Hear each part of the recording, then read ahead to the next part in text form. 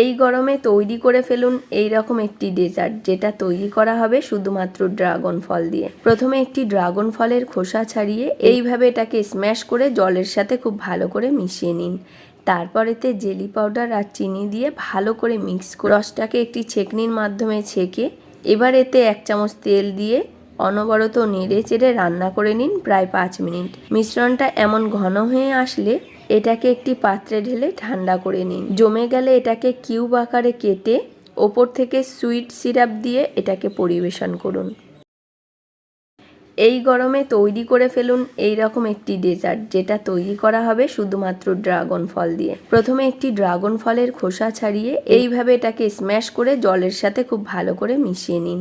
তারপর এতে jelly powder আর চিনি দিয়ে ভালো করে মিক্স করে রসটাকে একটি ছেঁকনির মাধ্যমে ছেঁকে এবার এতে 1 চামচ তেল দিয়ে অনবরত নেড়ে চেড়ে রান্না করে নিন প্রায় 5 মিনিট। মিশ্রণটা এমন ঘন হয়ে আসলে এটাকে একটি পাত্রে ঢেলে ঠান্ডা করে নিন। জমে গেলে এটাকে কিউব আকারে কেটে ওপর থেকে সুইট সিরাপ দিয়ে এটাকে পরিবেশন করুন।